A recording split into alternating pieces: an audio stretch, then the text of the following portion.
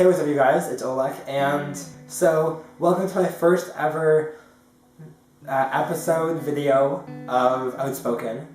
So I'm here a bunch of my friends who are going to be part of it, and I hope you enjoy. We cover one very controversial topic that's coming up in the news a lot recently, so let's hear what they guys say about it, shall we? Hi, my name is Kira, and I'm part of Oleg's news segment on his channel. Hi, I'm Kelsey, and I'm going to be a part of Outspoken. Hey guys, it's Oleg, and Hi, I'm Adele. Hi, I'm Larissa, and we're part of Outspoken. so given the recent news coverage on what happened in Paris, what do you think happened, what is your knowledge on what happened in Paris? I found out about it kind of really in a short amount of time, but what I took from it was there were about 6 attacks that happened all kind of simultaneously. A lot of them were targeted at just kind of the general public in Paris, and it was an attack on civilians, not a specific group of people. So there was a mass attack, presumably by ISIS, or I think that's been confirmed, and 129 deaths were counted for. I don't know, 300 injuries. So terrorists went around different restaurants, and then there was bombings in the stadiums, and they killed I think more than 100 people.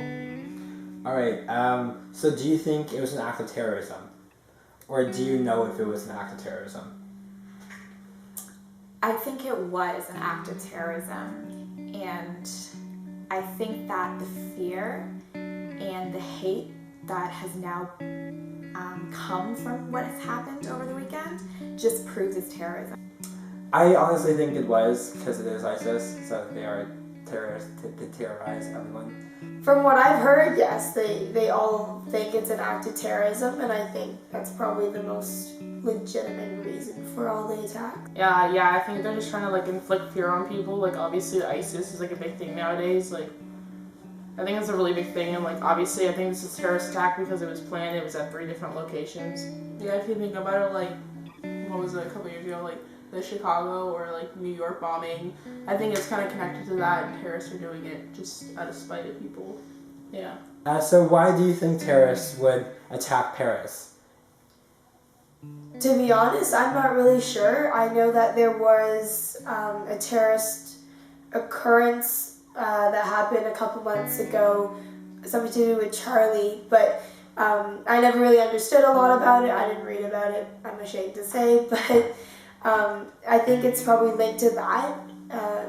From what I know, Paris is very secular in its culture, so it's very liberal, and it's, from what I have heard, although this is all through the grapevine, the culture there in general hasn't treated the Muslim community very well. For instance, I heard that, kids are told they have to eat pork in school when they're eating their lunch, even if it's against their morals. And so I think it's a very cultural thing. I think it's what Paris represents, and unfortunately that was taken out on so many innocent people. Okay, so why do you think as a Western country, like Canada and US, we're freaking out about Paris, but not other countries like Syria and Brunei, which also have mass bombings and shootings from ISIS? Just letting you guys know, France is also a Western country. Why do you think we are freaking out Paris, but not other countries that are having problems with ISIS? I guess because Paris is kind of one of the most influential cities. It's also a large tourist spot. Everyone, if you're into the French pastries or whatever, you go to France to experience that. And I think obviously we do a lot of trade with France, so as a Western country we are afraid that it's a bigger city rather than Serbia. Obviously in Syria there's the refugees, but now that it hit France, it's a bigger impact because you wouldn't expect them to the terrorists to hit France or that type of country. And I guess a lot of Canadians and people from the United States do go to France for business, and they could live there. So yeah, Barack Obama said, it's an attack on humanity. I think It was most alarming to us because it was a huge factor of safety. Because Paris apparently has the top safety, or they're quite tight on security, and so that's why it was kind of one of the last places people expected this to occur. So we were much more alarmed about it, just because if they can attack Paris like that at that much of on that big of a scale, then everyone else in kind of like the Western countries have a higher risk of being attacked as well. So it's just us being scared for our own safety, I think. Whereas we're not affected by the things that happen in Afghan and Iraq. Yeah, well, I remember I watched the news footage, just after it had happened, just like I think most anybody had, and nobody mentioned, I think it's Beirut, which got, attacked as well, with like over 40 deaths or something. And I remember it was only when I went to school on Monday that I actually learned about that. I honestly think that as a Western country, we are more concerned with other Western countries. So if we hear that 10,000 people died in Syria this week, we won't be as concerned as if 129 people died in France, because they are a Western world country and we're a Western country, so we kind of care for each other. For instance, I think one of the big factors during 9/11 was that this wasn't just any city in the U.S. This was New York. This was the city that was supposed to be invincible. It was basically one of the most powerful places in the world, and still is. And I think that when you see a city like New York or Paris with the Eiffel Tower and the Arc and all the lights and all of the glamour and sophistication, as well as the really sophisticated security, it just hits you closer to home, because if these gorgeous, massive cities can get attacked, then really nobody's safe. What social media involvement have you seen towards supporting France? I've seen a lot of celebrities kind of put out their prayers for France, and this sign, the big thing on Instagram, everyone's doing the sign with the peace sign, the Eiffel Tower in the middle, obviously the hashtag pray for Paris. Obviously Barack Obama's reached out to the media and newspapers to help support France in a way. So some of this online social media involvement I've seen for Paris and stuff and showing your support is these changing your profile photos on Facebook. Do you think that everyone changing their profile picture is kind of just one of those fads, like when they change their profile pictures for other countries or even for the gay rights ruling? Do you think this is a fad that everyone's following? I think yes, for the most part, people just kind of go with the trend. Oh, my friend did this, so it's easy. It shows I support all the people in Paris and that I'm against what happened without really being educated about it. So I think it's that blind following of everybody else without really knowing what's behind it.